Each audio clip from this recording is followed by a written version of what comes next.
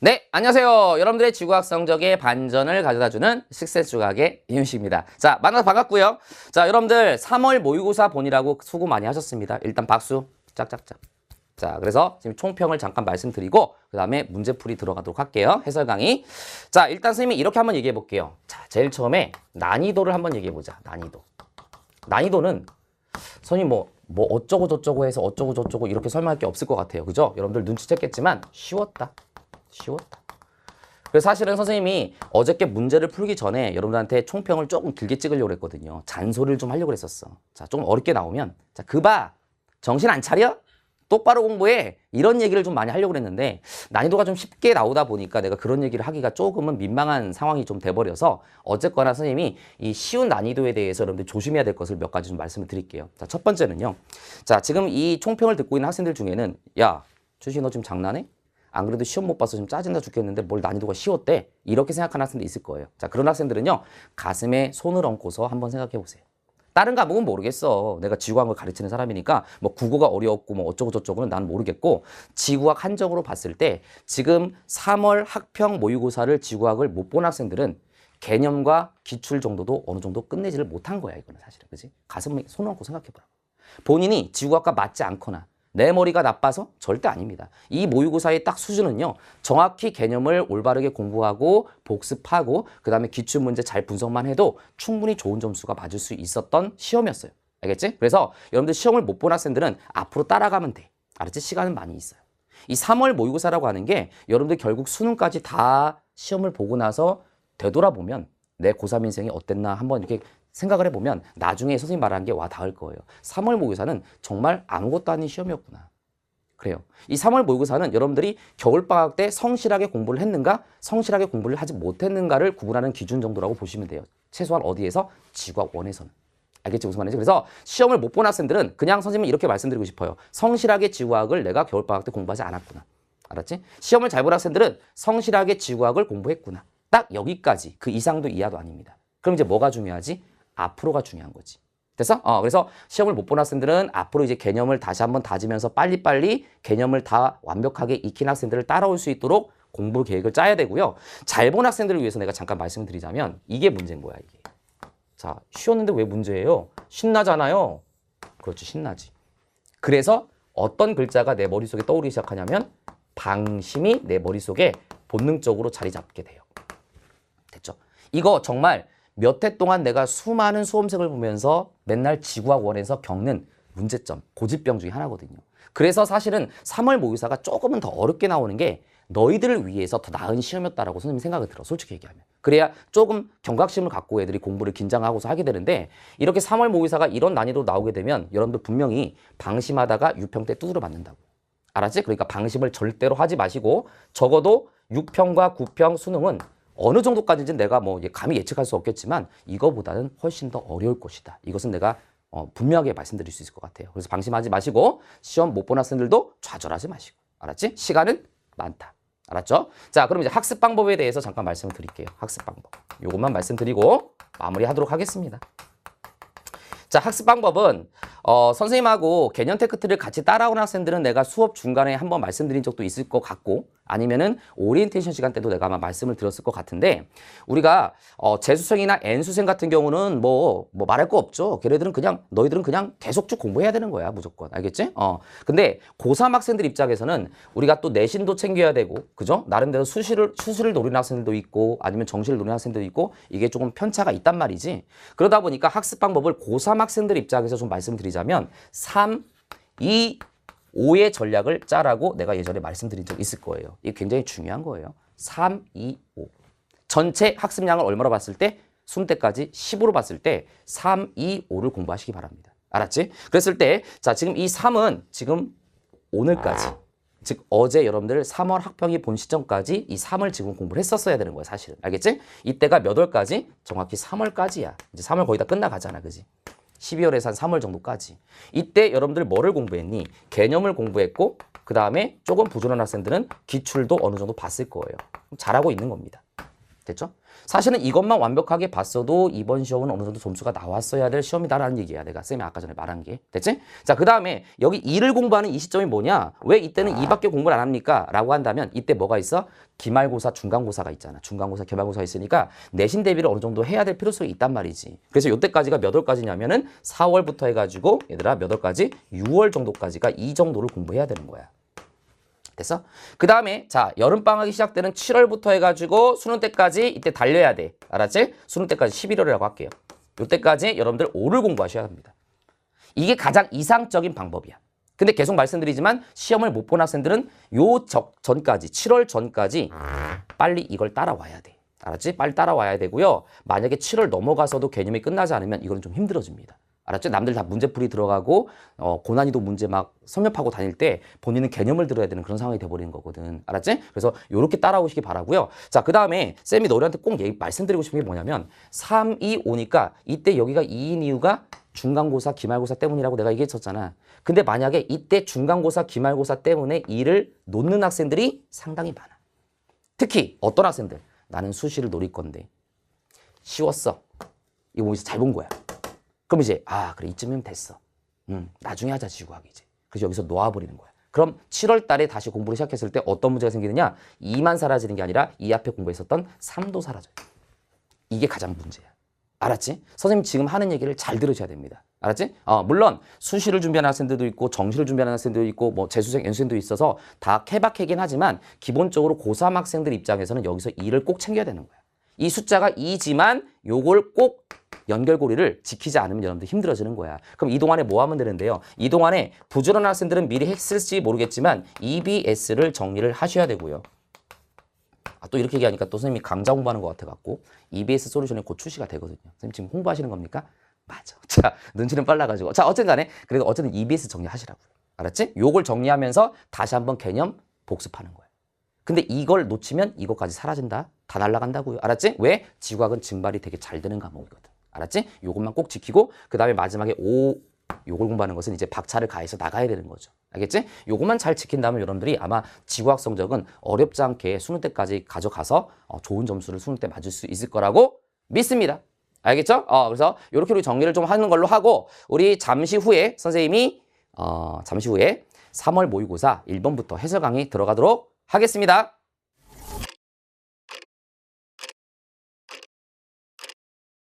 자, 이제 해설 강의 들어가도록 하겠습니다. 자, 여러분들 맞춤 문제라고 하더라도 너희들이 딱 봤을 때 야, 그래 내가 이거 맞추긴 했지만 좀 애매했어, 이 선지는. 아니면은 이거는 사실 내가 좀 찍어서 맞췄어. 뭐 이런 부분들이 분명히 있을 거란 말이야. 그럼 당연히 틀린 문제는 당연히 해설 강의를 들어야 하지만 그렇게 좀 약간 좀 애매한 선지가 있는 그런 문제들도 선생님이 어떻게 풀어주는지를 보고 그 다음에 추가적으로 선생님이 설명할 게 분명히 있을 거예요. 문제를 답을 찾아가는 거 말고도 이것도 알아두면 좋아 이런 내용들을 내가 중간중간에 설명할 거거든요. 그런 부분까지 다 정리하는 게 여러분들이 모의고사를 보고 나서 해야 될 피드백이에요. 알았지? 그래야 여러분들이 실력이 올라갑니다. 알았지? 자, 들어가 보도록 하겠습니다. 자, 1번부터 한번 볼게요.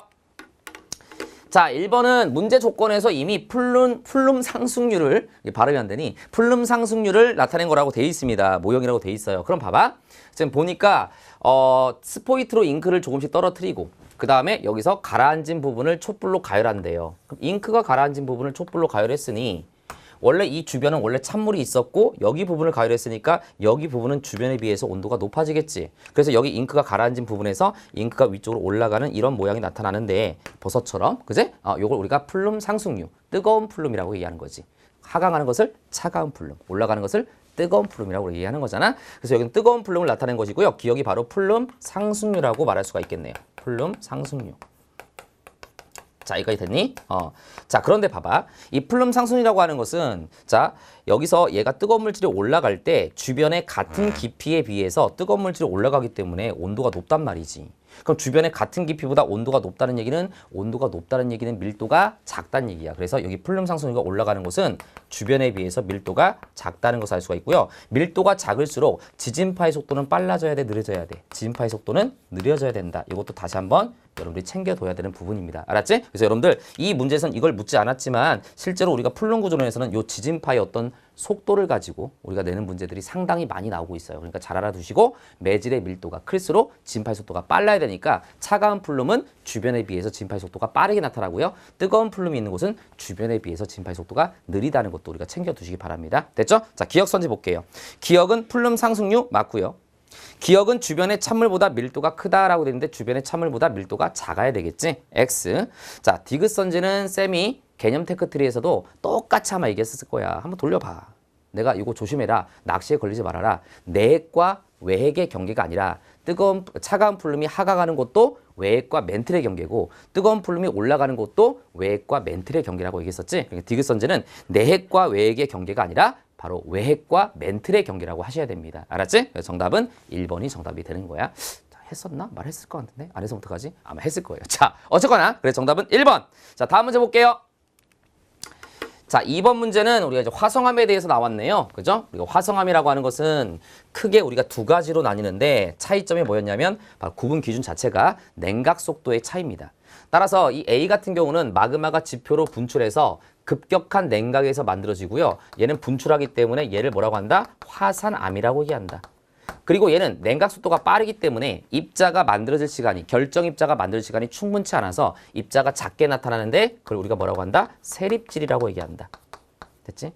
반면에 B 같은 경우는 우리가 이제 심성암이라고 얘기하는데 여기다 다시 쓸게요. 얘는 심성암이라고 얘기하고요. 심성암은 마그마가 지표로 분출한 게 아니라 지하에 관입돼서 얘가 천천히 뜨거운 온도에서 천천히 식어가는 거지. 그래서 결정 입자가 만들 시간이 충분하기 때문에 입자가 크게 나타나. 이걸 뭐라고 한다고 그랬었지? 조립질이라고 쌤이 얘기했었지.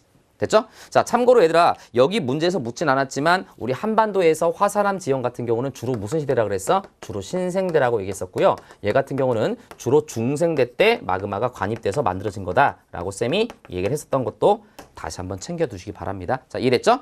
자, 그럼 이 자료 보자. 나의 자료를 보게 되면은, 자, 이거는 이제 북한산 인수봉을 얘기하는 건데, 북한산, 인수봉, 그 다음에 설악산, 울산바위, 이런 산인데, 왠지 화산 활동이 일어날 것 같지 않았던 산들, 이런 산들이 대부분 뭐였어? 중생대의 어떤 만들어졌던 심성암 지형이었잖아. 그럼 얘 같은 경우는 지표 밑에 땅 속에 마그마가 관입이 됐고, 이 관입된 암석이 이제 위로 올라와서 융기가 된 거지. 그래서 지표 위쪽으로 노출이 된 거. 그지? 융기가 돼서.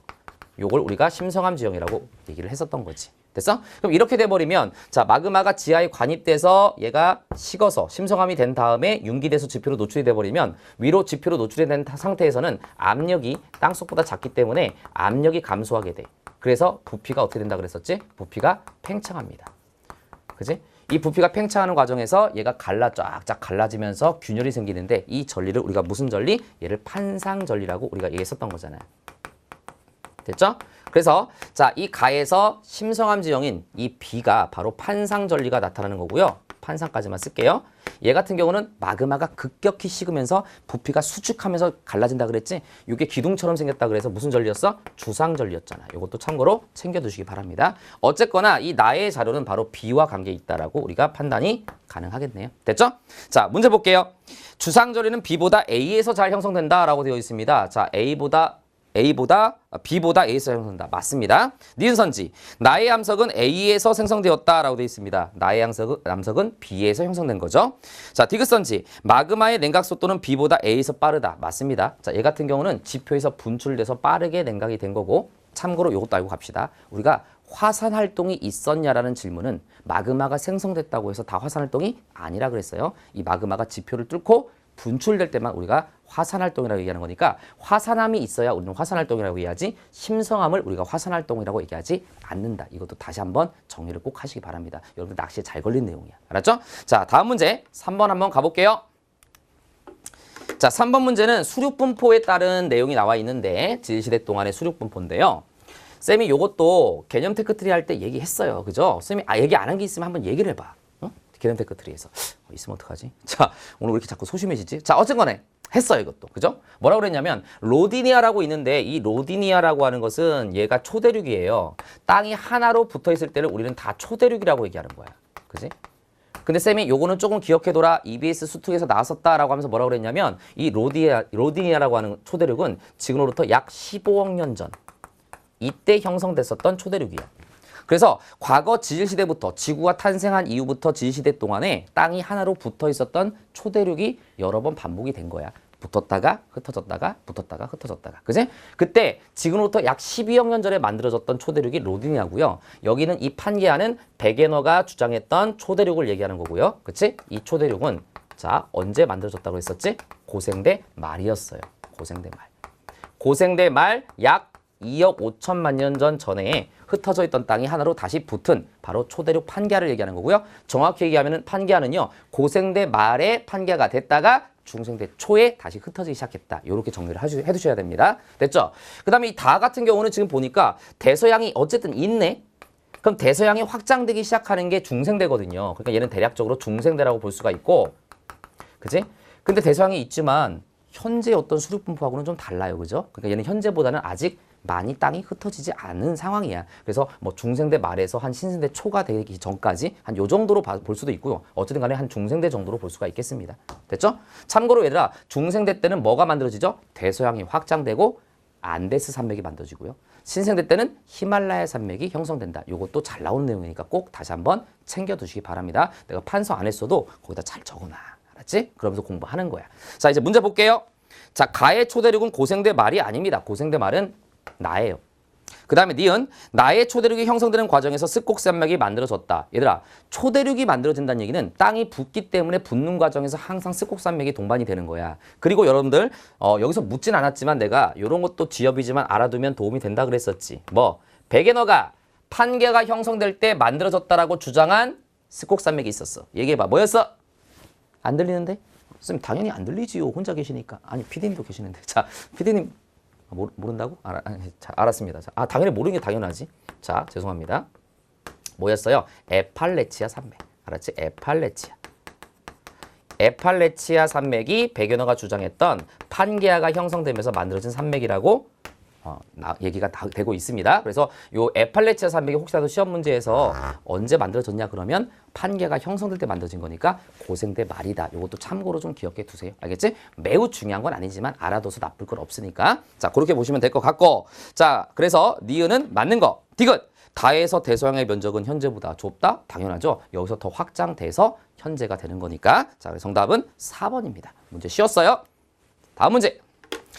4번 문제. 자, 방사성 원소를 이용한 절대 연령과 지층의 어떤 선후 관계를 따지는 이러한 문제는 뭐 거의 매번 모의고사에 한 문제씩은 꼭 들어간다고 보시면 돼요. 그러니까 출제 빈도가 매우 높은 거죠. 그래서 특히 작년 수능 문제 같은 경우는 19번 문제에서 방사성 동위원소를 이용한 문제가 조금 어렵게 까다롭게 출제가 됐거든요. 자, 어쨌든 이것도 한번 보자고요. 일단은 자, 지금 보니까 지층이요. CBA로 쌓였을 것 같아. 그래서 CBA로 쌓였다가 자, 봐봐. 이렇게 가면서 쌓인 거지. 근데 얘가 습곡을 받은 거야, 지금. 그지? 그래서 여기 지금 이렇게 볼록 올라와 있는 이 부분이 바로 무슨 구조라고 얘기한다? 배사 구조. 음매, 배불러, 배사. 들어간 부분을 뭐라고 얘기해? 향사. 됐죠? 근데 지금 봤더니 이 배사 부분이 지금 원래는 여기까지 이런 식으로 있었어야 될 거란 말이야. 근데 여기가 지금 날아갔죠. 오랫동안 퇴적이 중단돼서 깎인 시점이 있었어. 게다가 더 확정적인 것은 여기에 기저여감 같은 게 보이네? 아, 이게 기저여감이야. 따라서 지금 여기가 부정합면이 되는 거고 지금 부정합이 나타난다는 것을 알 수가 있는 겁니다. 부정합. 됐죠? 자, 그럼 이게 무슨 부정합이냐? 조금만 디테일하게 한번 가보면 만약에 여기가 퇴적층이라고 한다면 퇴적층과 이 위에 있는 퇴적층의 관계에서는 지금 부정합면을 기점으로 해서 아래쪽에 경사져 있으니까 정확히 얘기한다면 경사 부정합이라고 얘기할 수가 있겠네요. 됐어? 그리고 만약에 여기는 이 P가 만약에 심성함이라고 한다면 관입된 신성함이라고 한다면 여기와 여기의 관계에 있어서는 또 우리가 난정합이라고도 얘기할 수가 있겠네. 복습을 좀 하자면. 알겠지? 어쨌든 얘네들의 관계에 있어서는 경사부정합이고 이 문제에서는 무슨 부정합이냐고까지 묻지 않았고 부정합이 있냐라고 했으니까 여기 부정합이 있다라고 판단할 수밖에 없겠네. 됐죠? 그러면 이런 문제 나왔을 때는 생성 순서를 써야겠죠. 자, 가장 먼저 지층 누중의 법칙에 의해서 CBA 순이겠지. 그럼 C, 그 다음에 B가 쌓이고 그 다음에 A. 그죠? 그 다음 보자. 그 다음 보면은 자, 얘가 먼저 들어왔느냐, 관입돼서 들어왔느냐, 아니면 D가 먼저 쌓였냐를 판단해야 되는데 좀 전에 얘기한 것처럼 여기가 잘렸잖아, 여기도. 무슨 말이냐면 지금 이 P가 원래는 이렇게 있었어야 된다고, 이런 식으로. 자연스럽게. 근데 여기가 왜 날아갔니? 부정합을 받았다는 얘기잖아. 그럼 부정을 받았다는 얘기는 P가 들어온 다음에 부정합이 있었다는 얘기잖아. 아, 그래서 순서는 P가 들어오고 그 다음에 뭐가 있었어? 부정합이 나타났고, 그지? 그 다음에 최종적으로 오랜 시간적 단절이 있은 뒤에 D가 쌓였어. 요렇게 우리가 해결이 되겠지. 됐어? 근데 문제 조건에서 뭐라고 그랬냐면은 이 P 안에 들어있는 방사성 X가 있는데, 방사성 원소 X가 있는데 이 X의 양이 25%가 남아있다고 돼 있어. 그러면 여기 50%가 남았을 때가 우리가 뭐라고 배웠어? 처음의 양의 절반이 될 때까지 걸린 시간 반감기였잖아. 그럼 반감기가 지금 몇 억? 1억인 거고, 25%가 남아있다는 얘기는 반감기가 2번 왔다는 얘기니까 2억 년이 이 P의 나이가 되겠네. 그래서 얘가 2역사를 먹었으니까 여기다가 쓸게 2억이라고. 됐지? 이렇게 보고서 문제 들어가겠습니다. 기억, 이 지역에는 배사 구조가 나타난다. 맞습니다. 니은, C와 D는 부정합 관계이다. 맞습니다. 디귿선지, D가 생성된 시기는 2억 년보다 오래되었다. 지금 D가 생성된 시기는 2억 년보다 더 나중이니까 2억 년보다 오래되지 않았다. 이렇게 판단이 가능한 겁니다. 그래서 우리가 이런 구조가 나왔을 때는 관입의 법칙이 뭐야? 관입된 암석이 나중에 들어온 거잖아. 그치? 그럼 얘와 이 위의 지층과의 관계를 봤을 때는 여기 부정합이 있으니까 이 경우는 얘가 얘보다 더 나중에 들었다고 말할 수가 없는 거야. 그래서 얘와 얘의 관계에 있어서는 우리가 관입의 법칙이 성립되지 않는 겁니다. 부정합이 있는 거니까. 됐죠? 이런 개념 잘 알아두셔야 됩니다. 작년 수능도 까다롭긴 했지만, 물론 이거보다 더 어렵긴 했지만 원리 자체가 비슷한 문제가 나왔었단 말이야. 알았지? 자, 그래서 어쨌든 간에 정답은 3번. 자, 다음 문제 볼게요. 자, 5번 문제는 온대저기압이 만들어지는 과정에서 나온 그림인데, 이 문제는 선생님이 이렇게 봤더니 사실 조금은 단순하게 해결할 수 있는 문제는 아니었던 것 같아. 근데 점수가 보니까 2점짜리거든? 3점 줘도 될 것 같은 문제인데, 왜냐면 이 문제를 가만히 이렇게 보면은 북방분지 남방분지가 안 나와 있어, 사실은. 그죠? 물론 이제 여러분들 같은 경우는 아이 뭐 쉬운 문제네 하면서 북방부라고 가정을 하고서 그냥 풀고서 넘어갔을 수도 있다고요. 이런 것들이 여러분들 이런 거 하나하나가 쌓이다 보면 나중에는 똑같은 컨디션으로 푼 것 같은데 갑자기 의문사돼 있고 이런 상황이 될 수가 있는 거거든. 그러니까 이런 걸 정리하라고 해설 강의가 있는 거야. 얘가 지금 북방부 남방부 안 나와 있는데 니네는 그냥 북방부라고 생각하고서 푸는 애들 많을 거란 말이지. 그럼 여기서 우리가 단정 지을 수 있는 뭔지를 한번 선생님 살펴볼게요. 자, 보세요. 이거 무슨 말이냐면 지금 얘가 지금 온난전선과 한랭전선이 지금 정반대쪽에 이렇게 기호가 나와 있는 것으로 봐서 얘는 지금 정체전선이야. 그지? 온대저기압은 정체전선으로 시작해서 뭐로 끝나? 폐색전선으로 끝나잖아. 그래서 정체전선이 형성되고 파동이 형성되면서 파동을 치다가 온난전선과 한랭전선이 분리가 되고, 그게 우리가 일반적으로 알고 있는 온대저기압의 그림이고, 걔네들이 다시 겹쳐서 폐색전선으로 끝나는 게 바로 온대저기압의 일생이다라고 판단할 수가 있는 거란 말이야. 됐어요? 자, 그런데 봐봐. 그런데 우리가 뭐를 생각할 수가 있냐면, 우리가 기호라고 하는 게, 정체전선의 기호라고 하는 게 지금 한랭전선이 지금 이쪽 면에 있잖아. 그지? 이쪽 면에 이렇게 전선의 아래쪽에 있단 말이야. 아래쪽으로 볼록볼록 뾰족뾰족 나와 있지? 그 말은 무슨 말이냐면 한랭전선이 이렇게 있다는 얘기는 찬 공기가 지금 여기서 이렇게 내려오고 있다는 것을 기호로 표현한 거야. 무슨 말이냐면 찬 공기가 이렇게 내려오고 있는데 한랭전선이 이쪽에 이렇게 생길 수는 없어. 기호를 잘 봐야 되는 거야. 이것도 내가 개념 테크트리에서 얘기를 했었어, 사실은. 됐니? 자, 그럼 봐봐. 여기서 지금 온난전선이 위쪽 방향, 북쪽 방향으로 이렇게 볼록볼록 나와 있다는 얘기는 무슨 말이냐면 따뜻한 공기가 이렇게 밀고 들어오고 있다는 얘기야. 따뜻한 공기가 이쪽에서 오고 있다는 얘기야. 됐니? 그래서 얘가 비가 있는 곳이 따뜻한 공기가 되는 거고, 여기는 얘가 바로 무슨 공기가 되는 거야? 찬 공기라는 것을 우리가 알 수가 있는 거라고. 알았지? 만약에 온난전선이 이쪽 한랭전선이 있는 면 쪽에 이런 식으로 볼록하게 있고 이런 식으로 볼록하게 있고, 그 다음에 한랭전선이 오히려 이쪽으로 이렇게 뾰족 나와 있는 이런 상태가 돼버리면 아래쪽에서 찬 공기가 밀고 올라가는 거야. 따뜻한 공기가 위에서 내려가는 거고. 알았지? 근데 이 그림은 지금 이렇게 돼 있으니까 이 기호를 봤을 때 여기에 찬 공기가 있는 거고 여기에 따뜻한 공기가 있다라고 볼 수밖에 없는 거라고. 그럼 지금 여기 방해가 나와 있는데 지금 방해에서 이쪽이 북쪽이잖아. 그지? 북쪽에서 찬 공기가 밀고 내려오고 있다는 얘기는 무슨 말이야? 여기가 무슨 구라는 얘기야? 북방구라는 얘기야. 이것도 우리가 판단할 줄 알아야 돼, 사실 이 문제에서. 알겠지? 자, 그럼 봐봐. 추가 설명을 살짝 해줄게, 이 문제는. 자, 이런 거지. 우리가 온대저기압이 만들어지는 장소가 무슨 전선대라고 배웠었지? 위도 60도 북은 한대전선대. 맞지? 기억나지? 자, 그래서 여기가 적도 0도라고 한다면 여기를 대략적으로 선생님이 60도로 잡을게. 60도 N. 자, 여기를 뭐로 잡을 거냐면 여기를 60도 S라고 한번 잡아볼게. 60도 S. 됐죠? 그러면 자, 극지방에서 냉각된 공기가 하강해서 이쪽으로 저위도 쪽으로 내려오고, 그 다음에 여기서 다시 따뜻한 공기는 상대적으로 따뜻한 공기는 북쪽으로 올라가다가 60도 근처에서 둘이 만나는 거잖아. 그래서 여기서 정체 전선을 형성하게 되고 얘가 이제 온대저기압으로 발달하게 되는 거잖아. 그치? 그래서 찬 공기가 이렇게 내려오고 이 방향에서 요 방향으로 한랭 전선이 이렇게 표현돼야 된다고요. 이랬어? 따뜻한 공기가 이쪽으로 올라가면서 얘들아 이런 식으로 요렇게 동글동글하게 표현돼야 된다고요. 이게 온난전선이라고요. 우리 PD님이 감기 걸리셨나 보다. 호감기 걸리셨나 보다. 조심하세요. 요즘에 시대가 시대인 만큼. 자, 농담이에요. 자, 어쨌든 간에 이렇게 되는 거잖아. 그치? 자, 그래서 이렇게 된 그림이 바로 지금 이 그림하고 지금 방향이 똑같기 때문에 여기가 북방부가 된다는 거지. 그지? 근데 만약에 남방부라고 한다면 남방부 한대전선대가 여기잖아. 그지? 그럼 남방부 한대전선대가 여기면은 찬 공기가 이렇게 가잖아. 이렇게. 왜? 남방부 입장에서는 남극 쪽이 추운 거니까 여기서 저위도로 간다는 얘기는 북쪽으로 가는 게 저위도란 말이야. 남방부 입장에서는. 그지? 오히려 여기서 이렇게 가는 게 뭐가 되는 거야? 요게 저위도에서 고위도로 가는 거지. 이게 지금 상황 자체가. 그럼 이렇게 돼버리면 어떻게 되겠어? 여기서 정체전선이 만들어졌다고 했을 때 얘가 따뜻한 공기가 이쪽 방향으로 가니까 이렇게 온난전선의 기호가 나와야 되고요. 여기서 이쪽 방향으로 이렇게 가니까 여기서 한랭전선의 기호가 나와야 된다고요. 그럼 만약에 저 그림이 만약에 남방부라고 한다면 한랭전선이 뾰족뾰족하게 나와 있는 방향이 무슨 쪽이 돼야 돼? 북쪽이 돼야 된단 말이야. 여기가 북쪽이니까. 여기 남쪽이니까. 그지? 근데 지금 이 그림 보면 지금 이쪽으로 갈수록 북쪽이잖아요. 그지? 북쪽으로 가는 방향에 지금 한랭전선이 뾰족한 나와 있는 게 아니라 온난전선이 나와 있는 볼록한 부분이 북쪽이잖아, 지금. 그지? 그럼 온난전선이 볼록하게 나와 있는 이 방향이 북쪽이니까 여기는 북방부일 수밖에 없다. 이런 얘기가 되는 거야. 남방부라고 한다면 이렇게 안 되는 거 저렇게.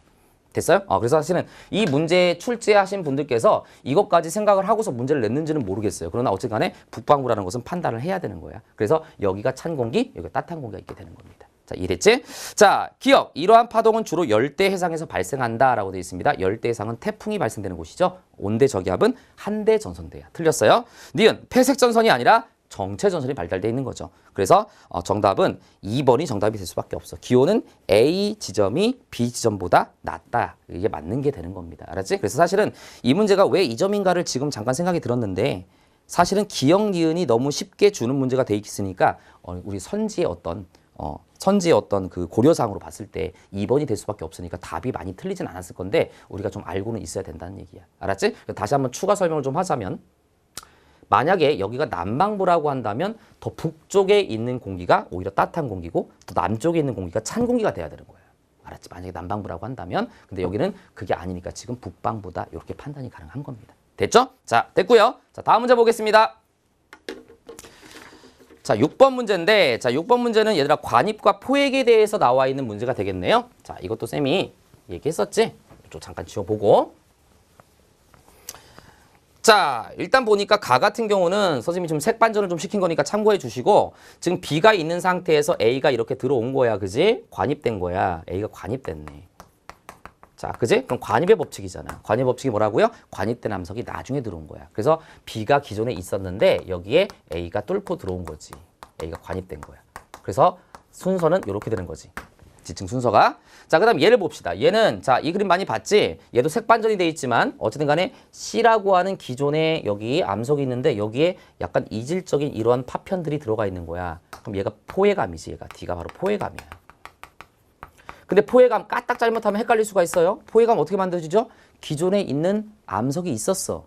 기존에 암석이 있었는데 여기를 뚫고 마그마가 들어오면서 기존에 있는 암석의 부스러기가 이 마그마 속으로 포함돼서 식어버린 거야. 그럼 결과적으로 이 C가 뚫고 들어온 애가 되겠지. 얘가 화성암이 될 거란 말이야. 화성암이 뚫고 들어오면서 주변에 있는 파편이 이쪽으로 포함이 된 거잖아 지금. 그지? 맞니? 그럼 얘는 기존에 원래 있었던 애잖아. 그러니까 이 포획된 애가 더 나중이야? 처음이야? 더 처음에 만들어진 애들란 말이야. 그래서 포획의 법칙이 뭐냐면 포획된 암석이 더 나이가 많다는 겁니다. 알았지? 그래서 여기서 순서는요. D가 더 오래된 애고 그 다음에 누구야? C가 나중이다. 나중에 최근에 만들어진 암석이다. 이렇게 되는 겁니다. 그리고 여기서 D가 바로 뭐가 되는 거야? 포획암이 되는 거지. 포획암. 됐지? 자, 근데 이제 문제 조건에서 뭐라고 했냐면 거기 보면은 가와 나이는 관입암과 포획암의 나이는 같다고 돼 있어. 그럼 A가 관입암이니까 얘와 그 다음에 포획암 얘가 어때야 돼? 나이가 똑같아야 돼. 그럼 나이 순서를 다시 한번 부등으로 표현한다면 이렇게 되겠네. B가 가장 오래된 애고 그 다음에 A하고 D는 이 문제 조건에 의해서 같고 C는 가장 최근에 만들어진 애니까 나이가 C가 가장 어때야 돼? 어려야 돼. 이렇게 판단이 가능할 것 같아요. 자, 됐어요? 자, 문제 볼게요. A는 B를 관입하였다. 자, 맞아요. 니은 포획감은 D이다. 맞아요. 디귿 암석의 나이는 C가 가장 적다. 맞아요. 정답 몇 번? 5번입니다. 이렇게 풀어주면 되는 문제.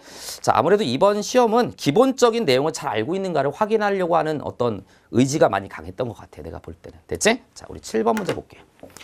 자, 7번 문제는 지금 왼쪽에 절대 등급과 분광형 표면 온도가 나와 있는 거고요. 그지? 분광형이 표면 온도를 결정하는 거니까. 그 다음에 나 같은 경우가 이제 HR도가 되는 거지. 그지? 그럼 HR도에다가 이런 문제 나오면 찍어야겠지. 그지? 찍는데 조금 찍으려니까 좀 짜증난다. 선생님처럼 조금 이제 나이가 좀 있으면 뭐 그렇다고 내가 나이가 많이 먹은 건 아니야. 이런 눈금 재는 걸 별로 안 좋아하거든, 사실은. 자, 어쨌간에. 자, 보겠습니다. 지금 보면은 기억 같은 경우는 지금 절대 등급이 마이너스 3.5, 3. 마이너스 3.1 대충 잡을게. 분광형은 B0 한 여기 정도. 그럼 대략 뭐 한 요 정도로 이렇게 이런 정도 따지면 여기쯤에 기억이 있는 거야. 조금 오차가 있더라도 양해해 주세요. 다시 한번 얘기하지만 나이가 좀 있어서. 자, 누가 보면 한 50대쯤 된 줄 알겠다. 선생님 좀 그래도 젊어 보이지 않습니까?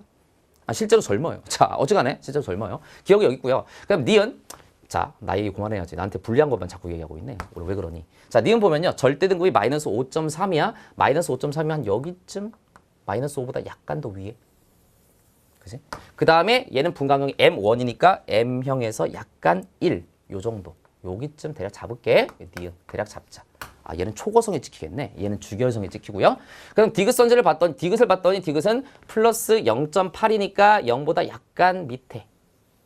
알았지? 그 다음에 분광형이 K2네. K2. 자, 여기 K2면 여기쯤. 대략 여기쯤 요렇게. K2. 옛날에 K2 그룹의 그 보컬이 정말 노래 잘 불렀는데. 자, 어쨌든 간에 내가 정말 좋아하는 노래들. 자, 어쨌든 간에. 자, 너 왜 그러냐 또 해소 강의하는데 또 딴소리 하고 있어.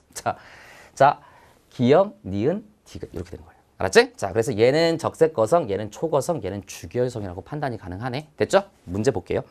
기역은 주결성이다. 맞아요. 니은은 파란색이다? 아, 니은은 얘들아 M형이니까 M1이니? M1이니까 얘는 붉은색이겠지. 틀렸어요. 그 다음에 디귿, 반지름은 디귿이 가장 크다.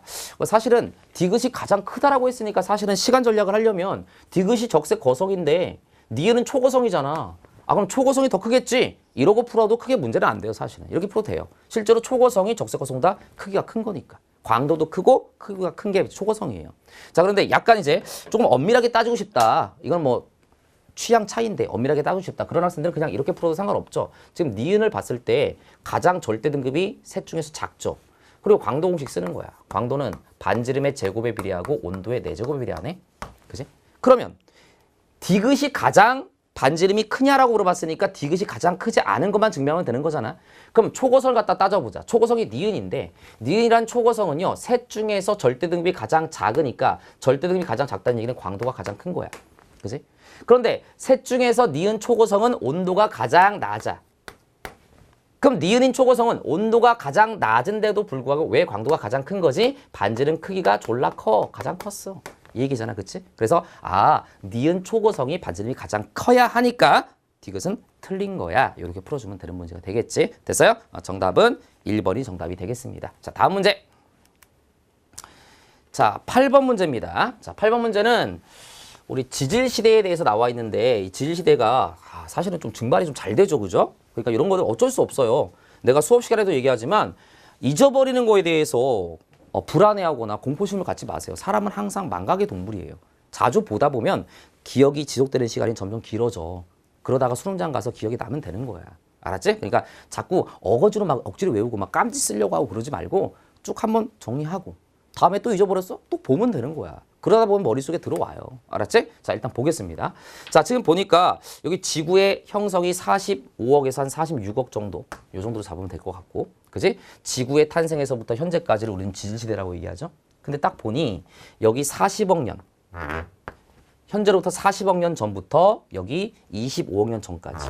그 다음에 여기 뭐 있어? 5.5억 년 전까지. 아, 그럼 이게 무슨 말이야? 누대가 2개가 있었잖아. 여기 무슨 누대? 시생누대. 여기 무슨 누대? 원생누대. 그래. 생명체가, 생물이 처음 시작됐다 그래서 시자를 쓴다 그랬지? 그러니까 시생누대야. 이렇게 기억하면 좋겠죠? 다시 한번 생명체가 처음 시작됐다? 시생누대야. 그 다음에 여기를 우리가 무슨 누대라고 하냐면 여기를 이제 원생 누대라고 우리가 얘기했었던 거지. 됐죠? 자, 그리고 여기서부터 여기까지를 우리가 선캄브리아 시대라고 묶어서 얘기하기도 했잖아. 그 다음에 이제 여기서부터는 이제 우리가 뭐라고 얘기하는 거야? 여기서부터 현재까지가 바로 현생 누대라고 얘기하는 거지. 현생 누대. 됐어? 화살표가 뭐 여기까지 있는데 여기가 0이네요. 그죠? 여기가 이제 현재인 거야? 그러네. 뭐 좀 헷갈리게 해놓긴 했는데 현재야. 그럼 현생 누대에서 여기 디귿이 딱 봤더니 5.5부터 시작이 되고요. 삼엽충이 출현했고요. 여기 공룡이 출현했다는 얘기는 무슨 말이냐면 삼엽충이 출현해서 공룡이 출현하기 전까지 여기가 바로 고생대가 될 수밖에 없겠네. 그지? 그 다음에 공룡이 출현한 게 이제 중생대 초기부터 출현을 하고요. 자, 중생대 혹시 기 기억나니? 기? 컴온! 컴하고 오실 때 석탄과 베인 틀을 주세요. 틀을 주세요 할 때 트라이아스기, 쥐라기, 백악기가 바로 중생대의 세 개의 기잖아. 그러니까 여기 공룡은 트라이아스기에 등장을 하는 거야. 알았지? 이것도 참고로 좀 기억을 해두시고. 자, 그 다음에 삼엽충은 고생대 전기 때부터 등장을 하죠. 됐어? 캄브리아기 때부터 등장합니다. 캄브리아기. 이렇게. 그리고 고생대니까 리을은 만약에 이 자료가 여기를 현재 0으로 잡은 것 같지? 그렇다고 한다면 여기는 중생대도 들어가고 신생대까지 들어가는 거네. 현재는 신생대로 볼 수 있는 거야. 알았지? 현재까지를 다 지시대로 보는 거니까 이런 정도로 우리가 판단을 할 수가 있겠네요. 자, 그 다음에 보면요. 참고로 요거는 좀 말씀드릴게요. 참고로. 알았지? 중요한 건 아니야. 지구가 형성된 시점부터 여기 약 40억 년 혹은 약 38억 년 전 요 정도까지를 우리가 뭐라고도 얘기하냐면 명왕누대라고도 얘기합니다. 이 명왕누대는 뭐냐면 우리가 생명체가 등장하지 않았던 시기를 우리가 명왕누대라고 얘기를 해. 그래서 이거는 우리가 몰라도 상관이 없기 때문에 내가 참고로만 기억하라고 얘기를 할 거고요. 대신에 이건 좀 알아뒀으면 좋겠어요. 좀 지엽이지만 작년 EBS에 이런 문제가 나왔었거든요. 시생누대하고 원생누대 중에서 누가 기간이 더 기냐. 시생누대가 지구의 탄생부터가 시생누대가 아니고 약 40억 년 전 이전까지는 여기까지는 명왕누대였기 때문에 여기서부터 여기까지의 기간보다 여기서부터 여기까지의 기간이 더 어때? 길어요. 따라서 원생누대의 기간이 시생누대의 기간보다 조금 더 길다는 거 요거는 혹시 모르니까 참고로 좀 기억해 두시기 바랍니다. 알았지? 해설 강의 듣는데 얻고 가는 게 있어야 될 거 아니야. 그지? 그냥 답만 맞추고 끝내려면 뭘로 해설 강의 듣니? 다시 한번 정리를 꼭 하세요. 됐죠? 자, 그 다음에 여기 남세균 출연했고요. 여기서 이제 광합성을 최초로 시도한 생명체 시아노박테리아가 등장했고 걔가 화석이 되면 뭐였어? 스트로마톨라이트였지. 그래서 여기서부터 광합성에 의해서 산소를 만들기 시작했고요. 여기가 바로 이제 단세포 생물이 되는 거지. 그리고 원생누대 때 뭐가 나타나? 다세포 생물이 등장하기 시작하면서 이 다세포 생물 하면 우리가 꼭 기억해야 되는 게 뭐였어요? 에디아카라 동물군. 단단한 골격이 없는 에디아카라 동물군. 이게 바로 다세포 때가 바로 원생누대 때 등장한다. 이렇게 정리하면 될 것 같아요. 자, 이제 문제 들어가겠습니다. 옳은 걸 고르라고 돼 있네요. 최초의 다세포 생물이 출현한 질시대는 기억이다 라고 되어 있습니다. 자, 기억이 요거니까 다세포가 아니라 단세포지. 이거는 1번은 틀렸어. 자, 그 다음에 2번 생물의 광합성이 최초로 일어난 시대는 니은이다. 니은이 아니라 시생누대인 기억이야. 틀렸어. 3번 최초의 육상식물이 출현한 질시대. 육상식물 기억해야지. 언제? 고생대. 조금만 더. 중기. 맞아. 조금만 더. 그래, 실루리아기. 그지? 실루리아기. 그 정도까지는 알아두면 좋을 것 같아요. 그래서 어쨌든 고생대 중기 때 오존이 만들어지면서 이 오존에 의해서 육상식물이 등장했다. 이렇게 판단을 해주시면 될 것 같아요. 3번은 예스가 되겠습니다. 어쨌든 간에. 자, 4번 빙하기가 없었던 제일시대는 디귿이다 라고 되어 있습니다. 자, 빙하기가 없었던 시대는 무슨 시대야? 중생대가 빙하기가 없었지. 그러니까 여기는 고생대니까 빙하기가 있었습니다. 그래서 틀렸고요. 5번 방추충이 번성한 제일시대는 리을이다. 방추충도 고생대죠. 고생대 표준화석 3, 필, 갑, 충, 삼엽충, 필석, 그 다음에 갑주어, 그 다음에 방추충. 자, 이렇게 정리를 해두시면 되겠습니다. 정답은 3번. 됐죠? 자, 9번 문제 가보겠습니다. 9번 문제까지 하고요. 10번부터는 선생님이 다음 차시에서 이어서 해설하도록 할게요. 자, 9번 보면은 뭐 이것도 쉬운 문제였네요. 자, 은하의 분류죠. 자, 허블의 은하 분류 방법은 자, 여기서 묻진 않았지만 꼭 기억해야 돼. 뭐를 갖다가 가시광선 파장으로 봤을 때의 어떤 뭐에 따른 분류? 형태, 모양에 따른 분류였다는 거 다시 한번 기억해 두시고 요거 가시광선 되게 잘 나와. 우리 사람 눈으로 봤을 때 이 파장대가 가시광선이니까 가시광선으로 봤을 때 형태상의 분류가 바로 허블의 은하 분류 방법이야. 알았지?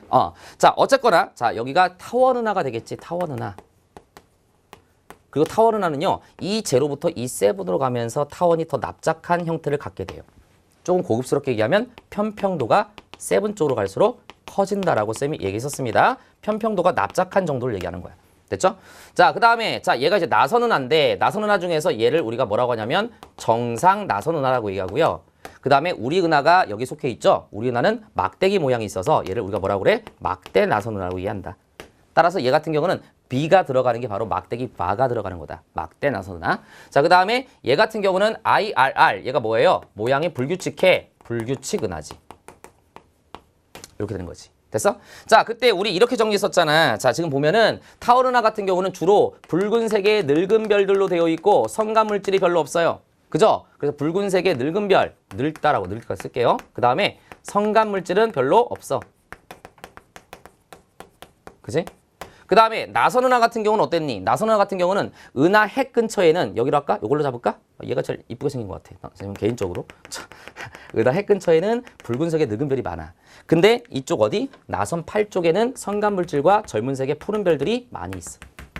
그래서 혼합되어 있는 경우지.